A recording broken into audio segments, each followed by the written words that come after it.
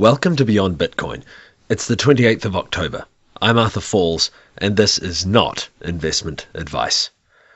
Following up on the arcane discussion with Next asset developer JL777, also known as James, featured in episode 13, I spoke with a technical writer known as Cassius, producing white papers outlining his work. SuperNET is an umbrella project, incorporating an array of technologies designed to perform independent functions, but also interoperate in such a way as to allow the frictionless transfer of value to a recipient through multiple tokens. This allows the unique capabilities of each token to be taken advantage of as needed.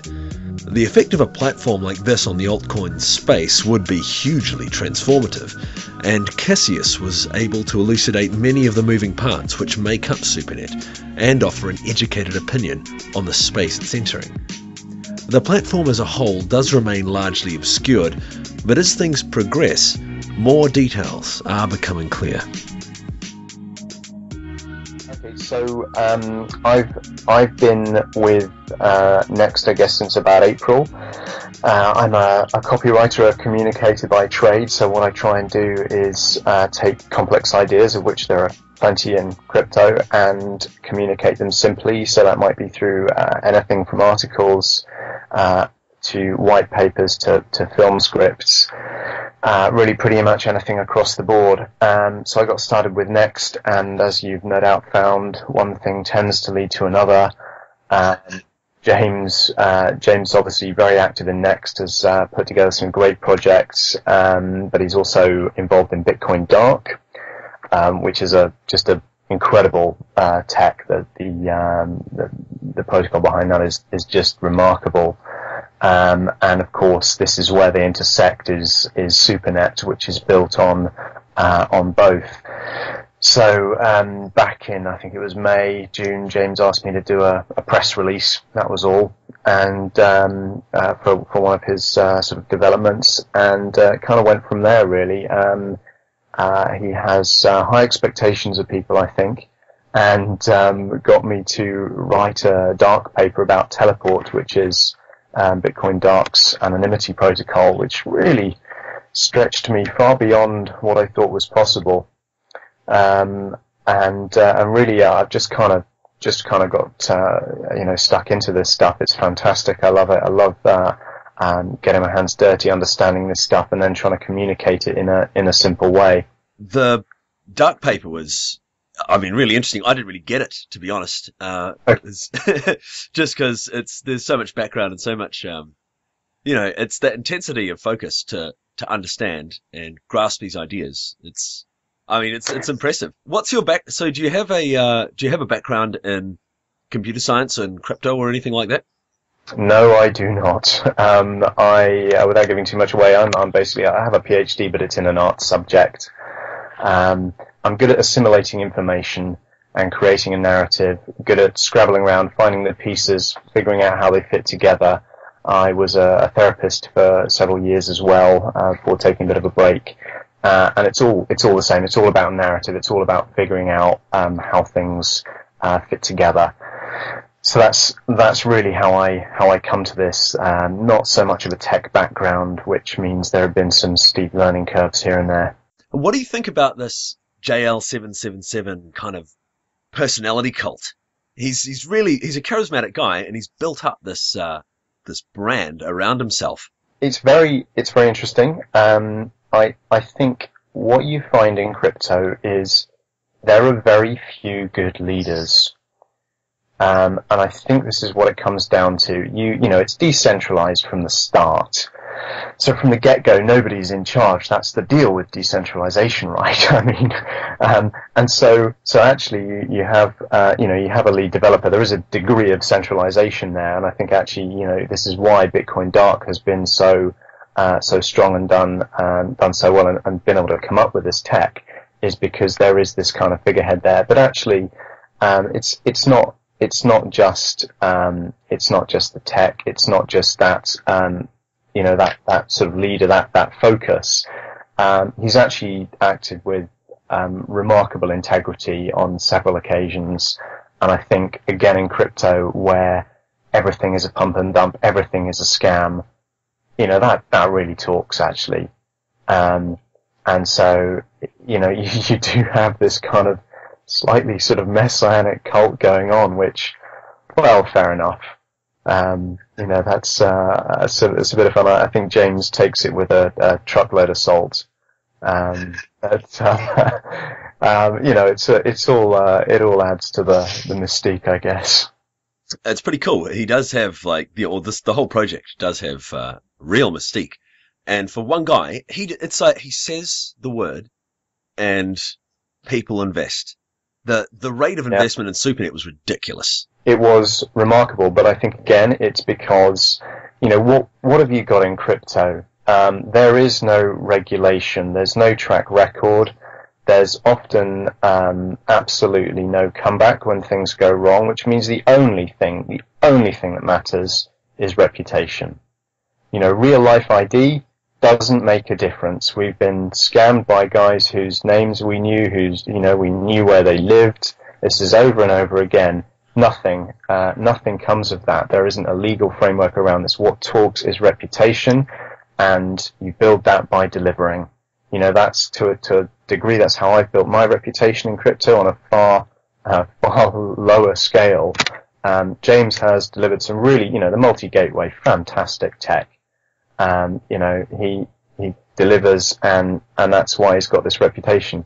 Part of the whole trajectory that of social organization that this is taking us in is that focus on reputation as opposed to qualifications that give people that act as credibility indicators. Which it's fresh, it's nice. I love it. This is one of the things I love about cryptocurrency.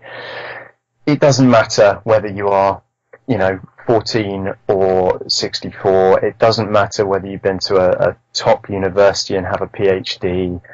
Your CV doesn't matter. Your experience doesn't matter. What matters is, can you deliver? That's all that matters. It is the purest meritocracy there is, and I just love that. Have you read much Hayek? A little bit, yeah. A little bit. Not much, but a little bit. What do they call it? The primordial soup of the altcoin world.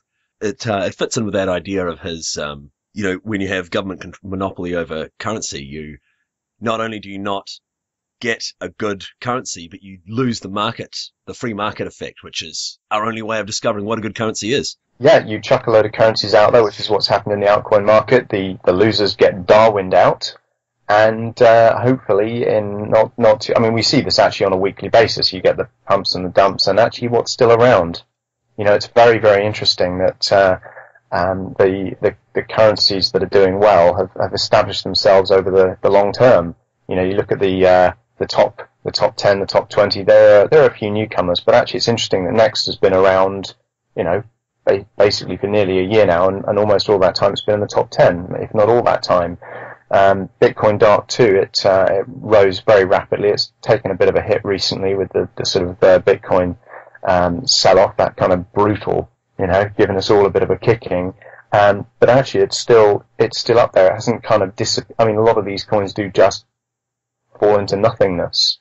And so I think it's the ones that have been sort of time tested. The idea of SuperNet, as I understand it, is to take the unique features of all of these coins and combine them into a network so that value can be exchanged between those blockchains, and those unique benefits can be utilized by every member of the SuperNet. Yeah, pretty much. So you have a wallet. It offers you a bunch of coins and services, revenue generating assets. And, suppose you want to make a transaction, you've got Next, you've got Bitcoin, you want to anonymize it, where you send it through Bullberry or you send it through Bitcoin Dark. You want to do something that's distinctive to a currency. You can use that currency for that transaction, and the exchange is dealt with instantly and automatically for you. So essentially what you're doing is it enables you to share coins features, which I think is great. It's synergy. You can either create one coin with every feature, which isn't going to happen. It would just be a mess. It would be a horrible chimera of awfulness. get off the ground. Or you could take this approach where you say, yes, that coin has exceptional tech. It does one thing really very well, or a couple of things really very well. So we will integrate it with SuperNET, and that means that whenever somebody wants to use that feature, they can route their transaction, or they can make use of that coin's feature. So SuperNet really is a way of bringing all these features together. Because you see this trend toward simplicity, having a ton of different currencies. There's a lot of friction. I'm going to say this, you're right. The word is friction, and it shouldn't be. This is crypto. We're in this because you shouldn't have these kinds of impediments to business. And so, yes, if you can deal with that stuff in the background automatically, smoothly, so, ideally you shouldn't even see this stuff happening. It just happens. That's extremely powerful. So I guess we might as well go into like how SuperNet works. Again, like I said, for me, it's a little bit alien. I've tried to understand, and I have an overview of it, but I definitely don't get the magic. I don't understand how these interchain transactions work, and and where does the liquidity come from for these exchanges between tokens? Okay, so I'm not quite sure whether you're asking me a tech question or not, and I'm not up to speed on all of the tech. But essentially, you'll have this service called Instant DEX, which will carry out instant transactions. I think via the multi-gateway, or possibly on a different platform. That's something I'm not 100% sure about. I believe the multi-gateway will be involved in that. So you'll have all kinds of trade bots will carry this out. So essentially, you're looking at basically near real-time transactions between coins carried out automatically. So I think the liquidity will simply come from people using it and those transactions going on all the time. There may, I guess, be market maker bots as well. The multi-gateway is still in its relative infancy, so sort of on the face of it, the liquidity isn't, depending on your coin pairing, it's not always great. But simply by using it, you will create that liquidity. And also if you have these trade bots serving that specific purpose, so much the better. And I suppose if a coin has utility, that under the SuperNet system, that liquidity will just come because people will be using it will be buying in and out of it, or moving their funds in and out of it. Yeah, absolutely. And you've got to remember also that it's not just people making transactions from one coin to another. You've got all these other related services that will involve people making transactions as well. So there's just going to be money flying around this system all over the place. It's all going to be about the money moving. So say I want to make a transaction, I've got, say, Next, and I want to move, and I want to make an anonymous transaction. So what would the process be? I presume in the wallet, would I be transacting just Next, but there would be an option to move it through, say, Bullberry or something? I haven't seen enough of the wallet to know how this will work, sort of from the GUI, graphical user interface point of view. But as I understand it, essentially you will send Next to Next via, say, Bitcoin Dark. So that transaction will go through Bitcoin Dark or Bullberry or whatever you want it to, sort of in the background automatically. So you will, essentially you will convert your Next to Bitcoin Dark, you will make your Bitcoin Dark transaction, and then you will turn it back into Next again. So there's several steps there, but of course you don't need to see most of this stuff. This is one of the problems you have, that friction you mentioned. It's, you've got to buy the Bitcoin, you've got to buy one coin, you've got to sell it for Bitcoin, you've got to, it's just ridiculous. So all of this stuff is going to be carried out automatically via trade bots and this instant trading service. So that's like automating the process that you would normally go through to get, to anonymize a transaction, or to use, say you're going to use, Bitcoin Dark for a transaction on a marketplace.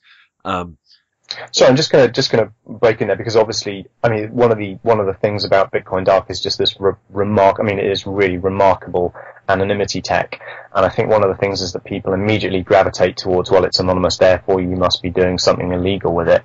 Actually, inevitably, yes, that will happen. But I mean, the applications for this are just enormous. I mean, you think of the amount of industrial espionage that goes on, and the ways that, if you follow the money, you know everything. You can see, if you're a company working at the cutting edge, a tech company, and a competitor comes along and finds out where the money's going, they know who's working for you, they know who you're consulting with, they know who your suppliers are, they know everything. And that could well be enough to compromise somebody, cause you real problems. And this is a way around that. This is dark. What if you're in an oppressive regime where you're not allowed to take currency out of the country? I think you're absolutely right to say inevitably some of these transactions will be for various interesting and illegal purchases. But actually, I think that if this really does kind of come of age as crypto ought to, then the real applications in business will be orders of magnitude larger than any drug trade or whatever it is. Just as in fact the amount of cash spent on physical paper money spent on drugs is just a fraction of what goes around the kind of business world. Yeah, the legitimate applications for this kind of thing, they haven't really appeared yet, and it's easy to be kind of frustrated. But then when I look at the fact that how long has this really been in the public view? Not even a year. And, you're in way too much of a hurry if you expect this to take off just like that, Well, I think an interesting analog is Tor. Because yes, we know some fairly unpleasant stuff goes on over Tor. We also know that journalists in oppressive regimes are using it to communicate it. But the CIA, I think, was it the NSA? I don't know. Some three-letter agency was behind it. This does have real-world, very legitimate applications, and I don't know what the proportions are. Partly, it's again, this is sort of libertarians or people concerned about the way that government surveillance is going, and actually just thinking, well, I have a right to privacy. So I think there is there's a far larger proportion of people who would use this technology for what we'll call legitimate purposes. Just for the sake of a shorthand, I don't know what the right word is, than the people who are, taking out contracts on each other, or, I think increasingly also as we inevitably, I'm afraid, see another wave of the financial crisis, you're going to start getting, the government's taking money out of it. It's already happened. We know this has already happened. These bail-ins, haircuts, whatever you want to call them, basically government's taking money out of people's accounts unilaterally, and that to me is a monstrous injustice. And you just think, wow, really, you're going to let that happen? Well, here is another way around it. So in these transactions, a trade bot, it takes automates the procedure that you would normally go through. I think that's one of the ways it will happen. Yeah, and it moves it through, say, the multi-gateway or the instant DEX. Now, the instant DEX is another piece of the SuperNet puzzle that. Me neither. Again, this is tech. I believe the tech is sort of getting there, but unfinished. I'm not entirely sure myself. I think you sort of, in my mind, there are three pieces to this. There's the multi-gateway, which is the decentralized exchange. So just think any regular exchange, but decentralized, so it can't disappear with your coins, or it's not susceptible to intervention. You've got instant DEX, which is sort of carrying out those instant transactions on the multi-gateway, and then there's another layer down, which is atomic, which is sort of the lowest level of recording the cross-blockchain transactions, and please don't ask me too much about Atomic because I don't know enough about it to speak with any authority. But as I understand it, there are these three sort of separate layers to the puzzle. And how exactly do they interact? I believe that Instant DEX will use Atomic. So I think Atomic is, in as much as I know anything about it, it's the sort of ticker that will record the cross-blockchain transactions. Instant DEX will do the work on the multi-gateway. That's as I understand it, that's what broadly what will happen. I can't really go into a great deal of detail because I don't know enough about each of the different parts of it. That's the difficult thing. There's this real lack of information and documentation on the SuperNet, and I think largely because there are so many moving parts. It concerns me that it's a bit complex, but I suppose really it's modular, and to see it as a complex system is maybe to miss interactions are compartmentalized, or the different functions of it are compartmentalized. They're not built into one big wallet or something. I think you're right. It's not like a kind of upside down pyramid, whereas if you take out the bottom, everything goes crumbling. I think there are many pieces to it, and if one piece doesn't work out, if a company crashes, or a service doesn't really work out, that's not actually so big a deal. I think actually, a lot of James's ideas are really very simple, which is an odd thing to say, but they are. It's just that you tend to have to plow through quite a lot of complexity to realize that. So same with teleport, same with telepathy, the two sort of pieces to Bitcoin Dark that sort of underpin SuperNet. SuperNet's actually very simple. It's that collaborating is far better than competing. You bring together all of these different services that up until now have been working in their niches, in isolation, or competing with each other. You bring them all together, and suddenly you have one giant marketplace with money kind of flying around the different stalls, and everybody feeding off each other's opportunities rather than kind of being at each other's throats all the time. So the next two things I want to get clear on. The mutual fund nature of the SuperNet Unity token, and what that is, how it gets its value, and then also teleport and telepathy. Those are the other things that.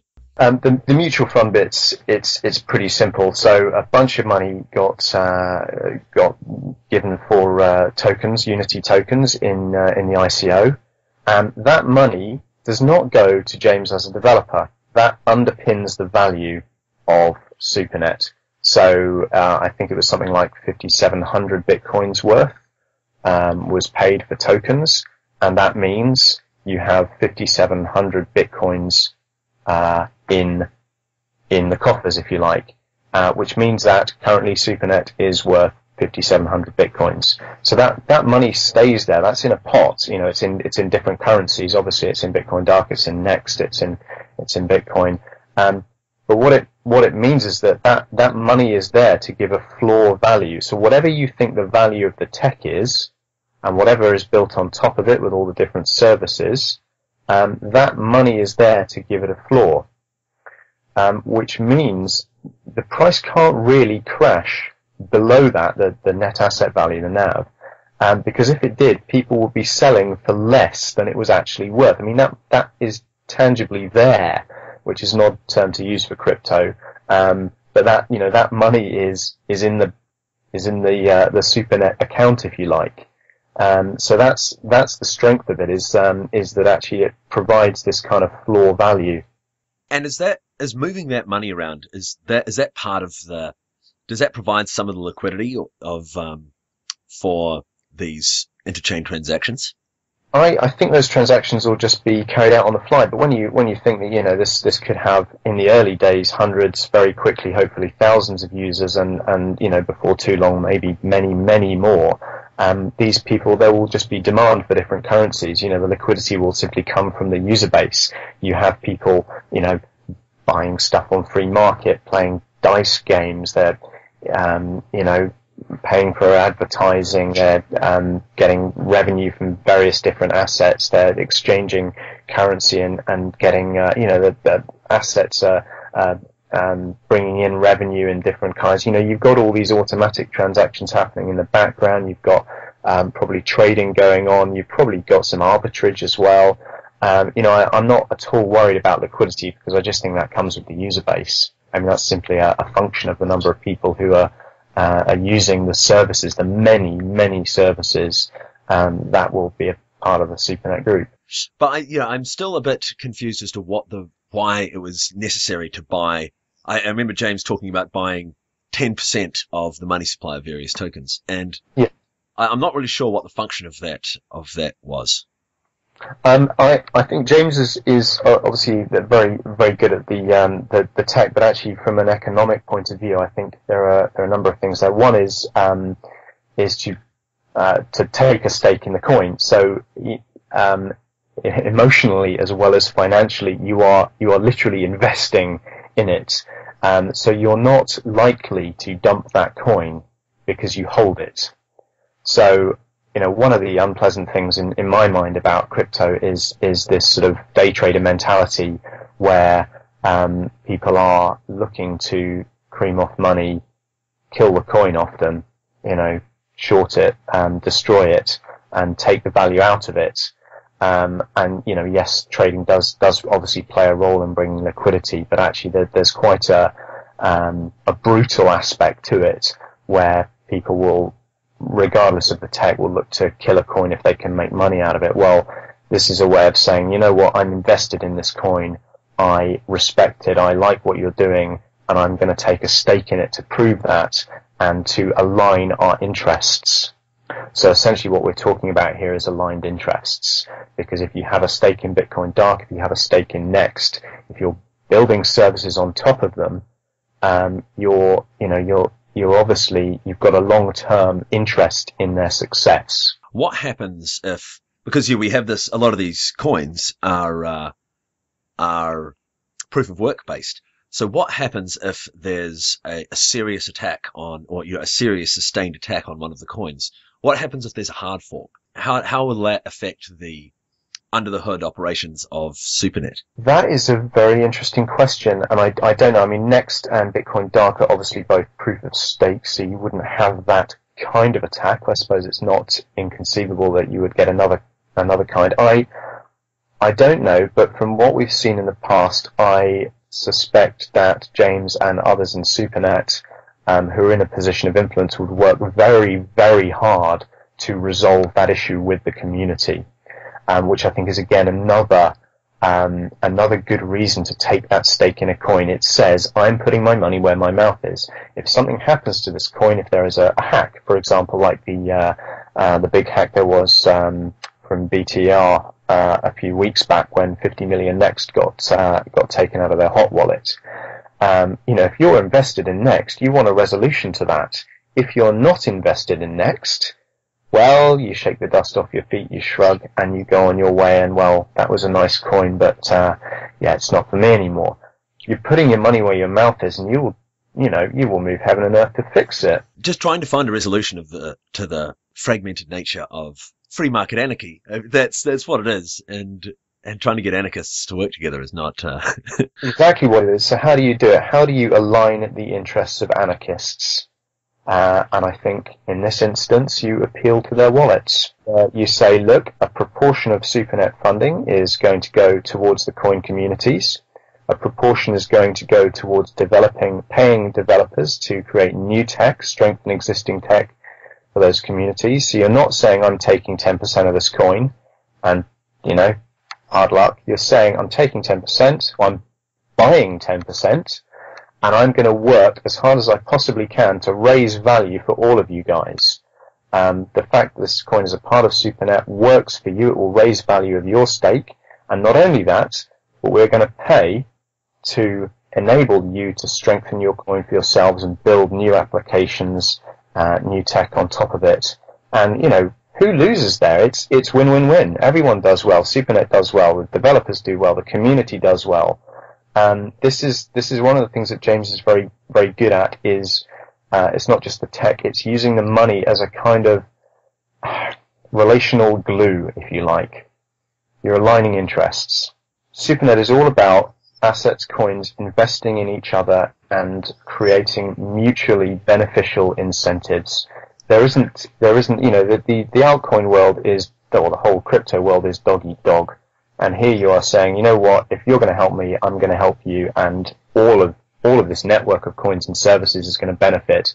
We don't take value out of your coin, out of your asset, without giving something back. If I benefit, you benefit too. Everyone does well out of this. That's the whole point.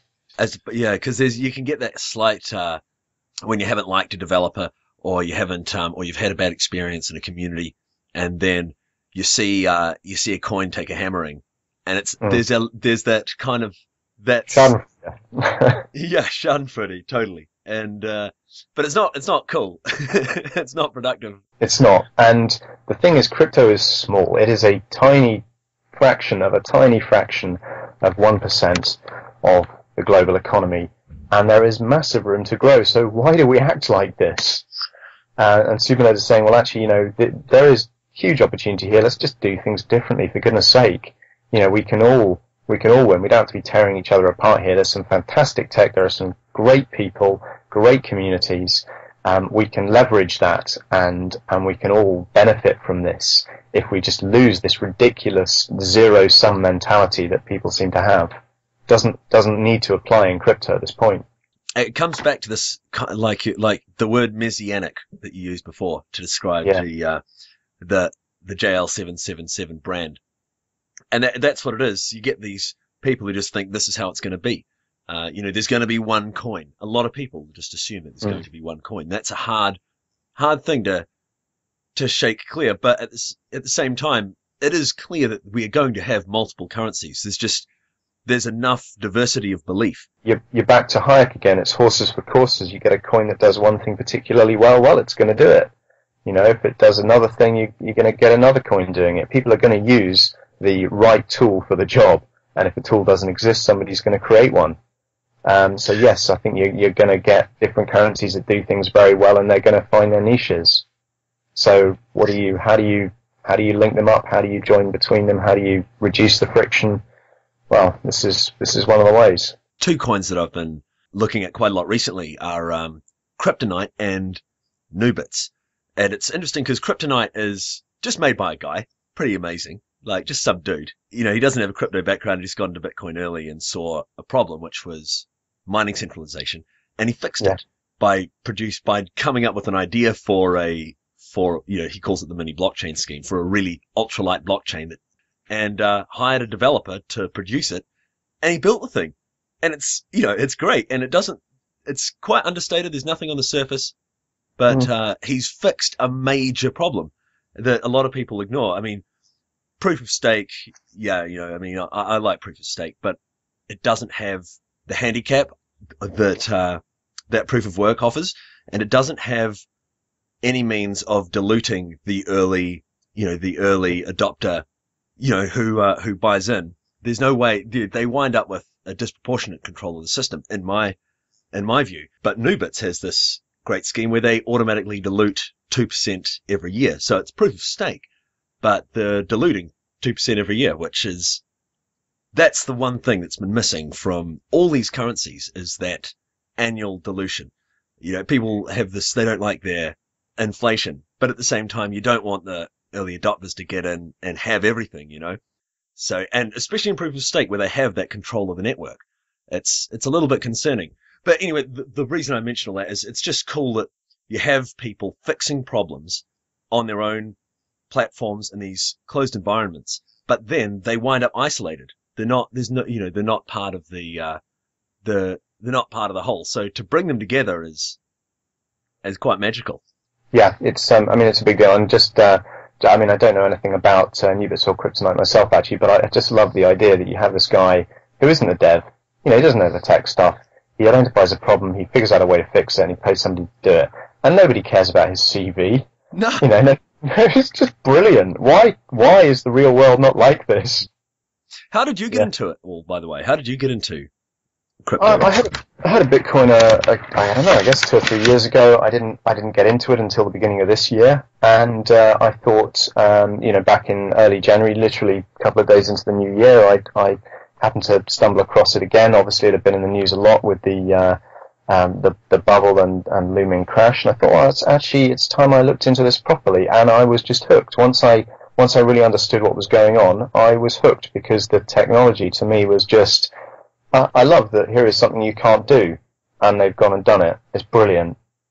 The Byzantine generals problem is, Satoshi Nakamoto's approach to double spend problem. It's just so brilliant. I was just hooked, and I love the possibilities it offers, because let's face it, the bank should not be charging people 2, 3, sometimes 10% in some countries of the amount to send money abroad. It shouldn't take 3 working days to make a transaction or show up in your accounts. This stuff should just happen, and with crypto it can. I think behind the complexity is, again, this kind of simplicity. Again, I don't understand all the nuances of it myself, but this idea that, in order to make sure people are acting the right way, you don't keep secrets, you make sure everyone has it. You don't keep a ledger hidden away and a centralized organization kind of pulling the strings. You give it to everybody. It's just brilliant. So, coming off that tangent, teleport and telepathy. I've done some work on both, the dark paper, and I'm currently putting some thoughts together for the telepathy white paper. So these are both things really, you gave me a hard time with these, because they weren't easy to get my head around. But it's one of those things that once you get it, it clicks, and you think, how did I not understand that from the start? Because actually they're both beautifully simple in their essence. Just to distinguish them, teleport is about making transactions, it's about sending money. Telepathy is about communication across the network. And of course, really a transaction, a financial transaction in cryptocurrency is simply a particular kind of message. So they are related, but distinct in that sort of way. Okay, so how exactly, I know, so teleport's the anonymization tool of Bitcoin Dark. Could you give a general rundown on how it works and what makes it unique from, say, Zerocoin and other implementations of anonymity features? I don't know a lot about Zerocoin. I know a little bit about sort of some of the basically there's a limited number of ways you anonymize transactions. You can use things like ring signatures, like Monero, like Bullberry, which just means a number of people could have signed this transaction, so how do you know which one it was? Or you can use mixers like Darkcoin, which just throw in a load of money from different people, mix it around, and churn it back out again. So how do you know who, what belongs to who? Teleport is a kind of qualitatively different approach. It says, look, there are a number of ways in which you can compromise anonymity, and this simply mitigates against all of them. So you take a look at all the different ways you might track a transaction, and you make sure that none of them happen. So you make sure you use a throwaway address every time. One address every transaction. You never use that address again.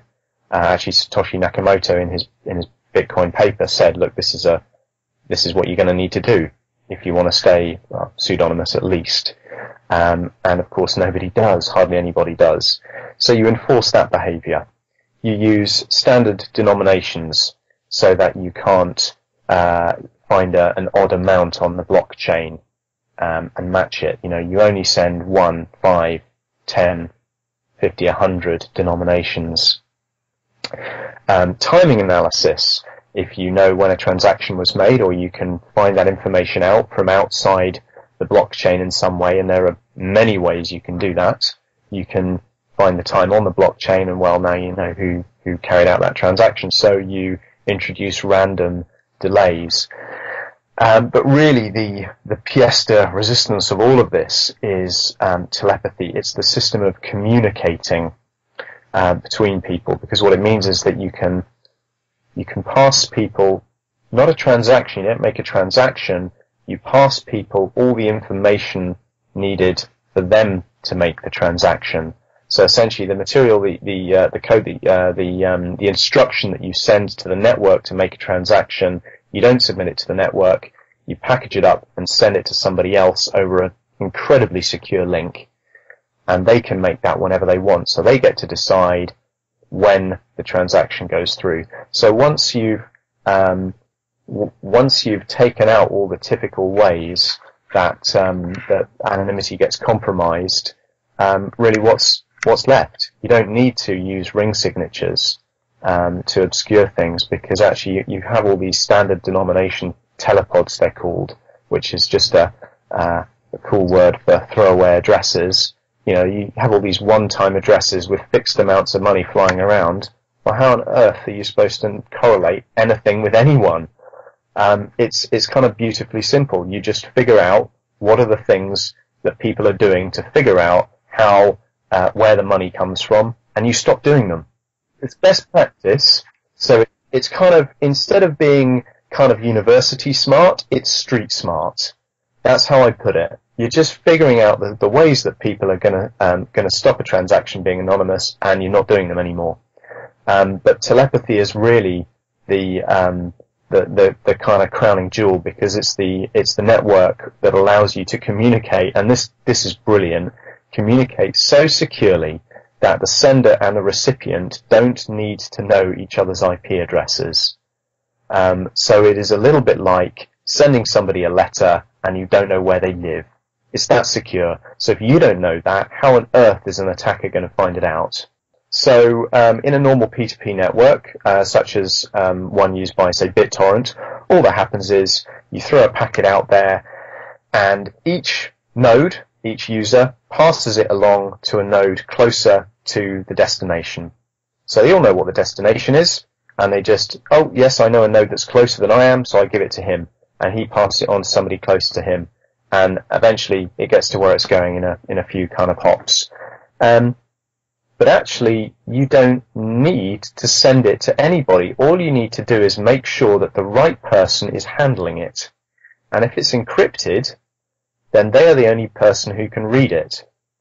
So as long as you send it near to them, such that they are handling it and so are a bunch of other people, you know, let's say you pass it down the line, and when it gets near the end, 20 different nodes are handling it.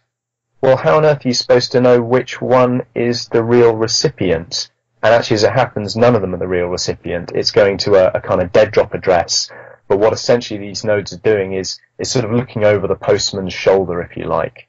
So it's like the postman going to an address that doesn't exist.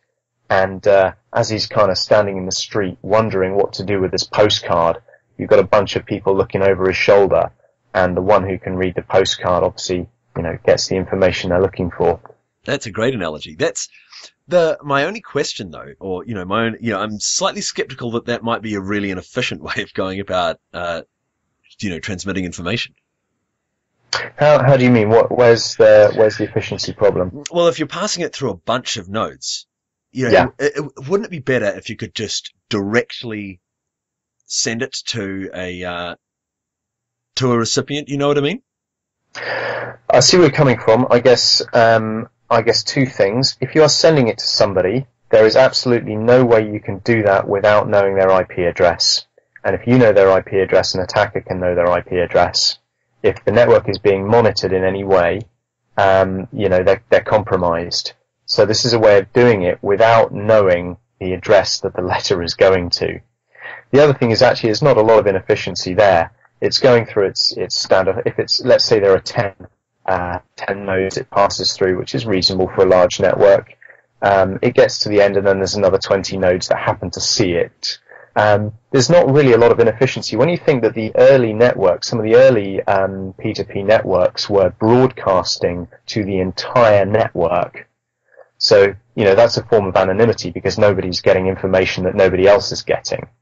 So you can't tell who the packet's meant for because everyone is getting it.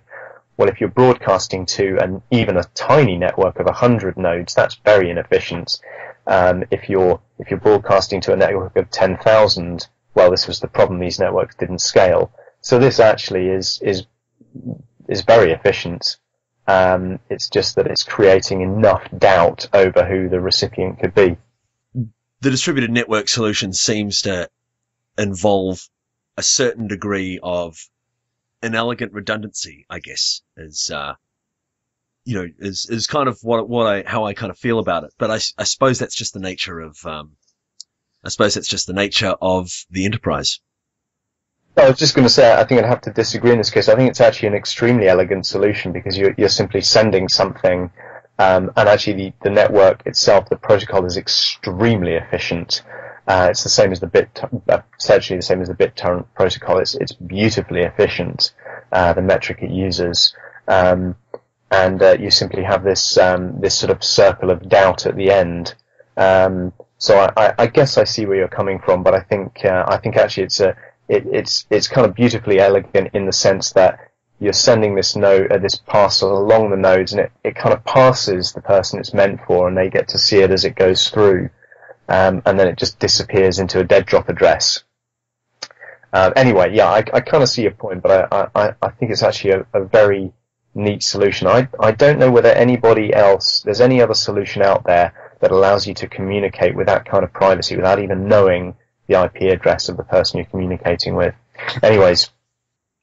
Yeah, it's easy to have, opinions, and especially in my position, I get a lot of people, I get a lot of really brilliant people with these really solid opinions and good ideas, and you can't argue with them.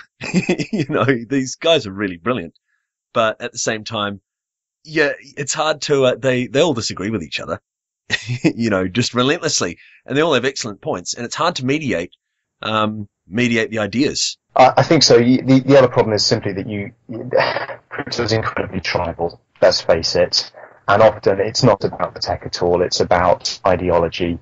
It's, proof of work versus proof of stake. And let's face it, nobody knows really, is there a serious flaw in proof of stake? I haven't, assuming if there is, somebody would have exploited it. Well, you'd think people would put their money where their mouth was and break it. Proof of work, well, we kind of know that there's a problem there because we came very close to that centralization. So I don't know quite where that's going to end up. But it's ideological. People pick a side and they stick with it in the way that they pick a coin and they stick with it. And maybe they go down with the ship. But I think this is one of the problems. You've got so much great tech out there. Come on, let's road test it, because we know that the market tends to fix this kind of stuff. It's a Darwinian place, is crypto land. So I'm pretty sure if proof of stake is fundamentally broken, we'll find out sooner rather than later.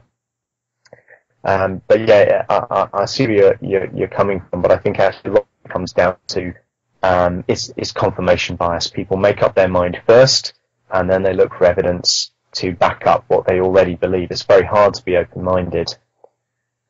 So yeah, there's some fantastic tech out there, and I think probably there's a lot more we can learn from each other and share and kind of evolve, take the best from everyone, than kind of cut off an avenue of research and understanding just on ideological grounds. That's the next step. It really is.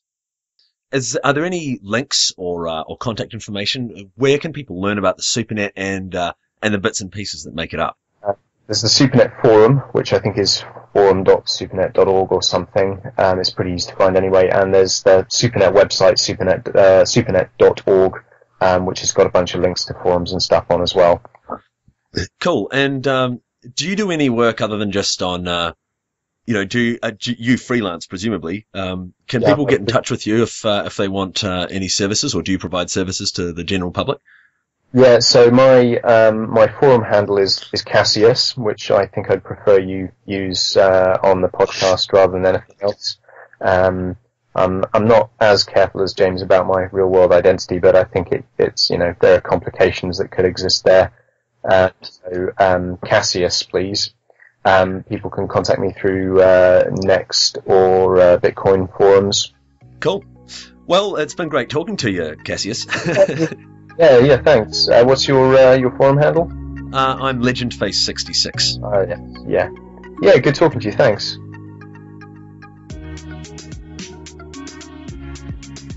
Thanks for listening. Pertinent websites and contact info can be found in the notes. I've been remastering my way through earlier episodes of Beyond Bitcoin. I'm about halfway through at this stage, and the rest will be completed soon. So if there's an interview that you felt was worth a re-listen, it's probably more clear and easier on the ear. I'll be beginning sponsorship of Beyond Bitcoin soon, so check out the auctions for the sponsorship token. Today's magic word is SuperNET. One word, SuperNET. You can reach me at beyondbitcoinshow@gmail.com.